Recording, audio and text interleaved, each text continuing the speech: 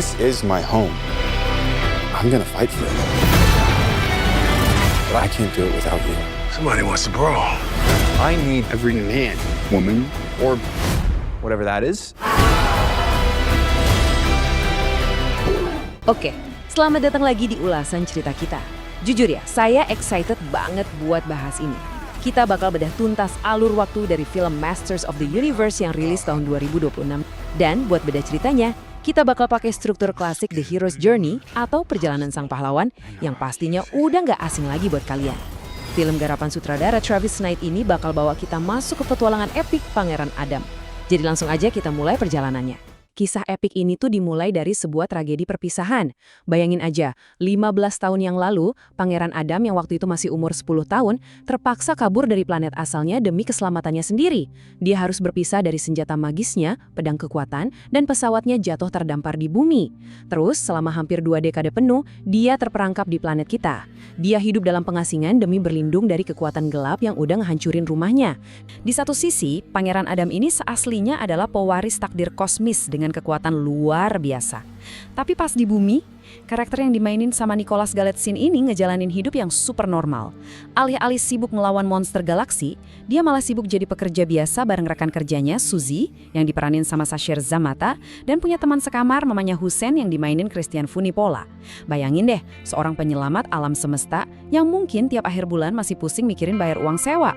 Dia benar-benar putus kontak sama garis keturunan kerajaannya dan ngira kalau dia ya cuma manusia bumi biasa bernama Adam Glenn. Sekarang kita masuk ke bagian 3, Rahasia Gelap Profesor Evelyn. Kalian pikir kehidupan biasa Adam ini aman-aman aja? Oh pastinya enggak. Ada plot twist gila dari karakter yang diperanin sama aktris Alison Brie. Di kampusnya Adam di bumi, dia ini tampil sebagai Profesor Evelyn Powers, dosen sekaligus mentor kesayangannya Adam. Tapi realitasnya benar-benar kelam. Dia ini aslinya adalah Evil Lyn, seorang penyihir licik yang udah berkhianat ngejual planet Eternia demi gabung sama pasukannya Skeletor. Musuh terbesarnya selama ini bersembunyi tepat di depan mata, ngawasin Adam tiap hari dari jarak sedekat itu. Lalu sampailah kita di bagian 4, Panggilan Pedang Kekuatan. Pahlawan kita tentu nggak bisa selamanya sembunyi di zona nyamannya. Disinilah kita masuk ke fase Call to Adventure. Dan elemen paling krusialnya ada di pedang kekuatan atau Sword of Power. Ini bukan sembarang senjata tempur. Ini tuh artifak magis dan satu-satunya benang merah yang menghubungkan Adam dengan warisan keluarganya di Eternia. Momen penemuan kembali pedang inilah yang jadi katalis pamungkas. Pedang ini yang akhirnya matahin pengasingan 15 tahunnya di bumi dan narik dia kembali ngelewati luar angkasa yang luas. Babak kelima, kembali ke Eternia. Di fase yang disebut Crossing of the Threshold ini, vibe ceritanya langsung berubah drastis dari kehidupan membumi jadi fantasi fiksi ilmiah yang super epic. Tapi poin pentingnya adalah kenyataan pahit yang harus Adam terima pas dia pulang. Eternia yang dia ingat waktu kecil udah nggak ada lagi. Planet itu hancur berantakan dan sekarang berada di bawah kendali seorang tiran. Adam sadar kalau dia nggak bisa cuma sekedar pulang. Dia harus angkat senjata dan bertarung mati-matian buat ngerebut kembali warisan keluarganya. Dan dalang dibalik semua kehancuran itu adalah sosok ini, Skeletor, karakter yang dimainin sama pemenang Oscar, Jared Leto. Dalam kacamata Perjalanan Sang Pahlawan, Skeletor ini adalah sosok penjaga ambang batas yang paling mengerikan. Dia adalah penyihir cacat, penguasa tiran yang bengis, dan cengkeraman jahatnya di Eternia lah yang pada akhirnya maksa Pangeran Adam buat berhenti lari dan mulai ngadepin ketakutan terbesarnya. Masuk ke babak ke-6 dan ini yang paling ditunggu-tunggu. Lahirnya Sang He-Man.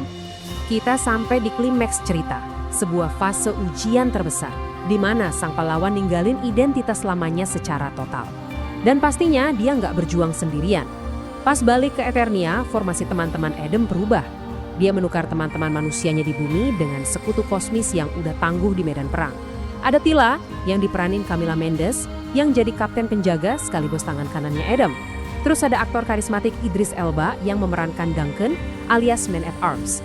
Duncan ini jenderal kepercayaannya Raja Rendor yang punya persenjataan dan gadget teknologi super canggih. Nah, bareng-bareng mereka ini ngebentuk ujung tombak perlawanan. Puncaknya didorong sama dukungan aliansi barunya dan berbekal pedang kekuatan, Pangeran Adam akhirnya merangkul takdir kosmisnya secara penuh. Dia membuang status sementaranya sebagai manusia biasa dan berubah wujud menjadi He-Man, pria paling kuat di alam semesta. Dia menyatukan kekuatannya bersama Tela dan Man-at-Arms buat ngehancurin cengkraman Skeletor dan merebut kembali dunia mereka. Dan hal itu nyisain satu pertanyaan besar yang sangat provokatif buat kita.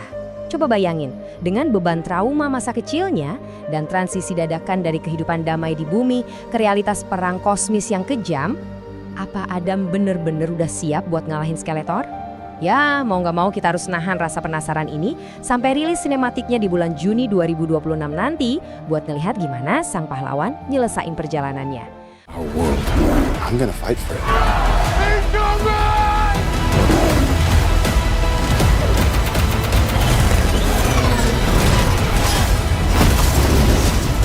Mekaneck. And Ram Man. Hell yeah! And you, Fisto! Mr. Allen! It's Adam, dude. Hey, put your neck away.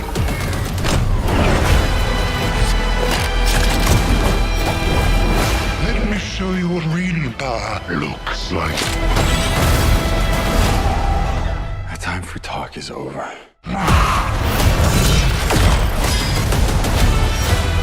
Oke, makasih banyak udah ngikutin ulasan mendalam ini bareng saya.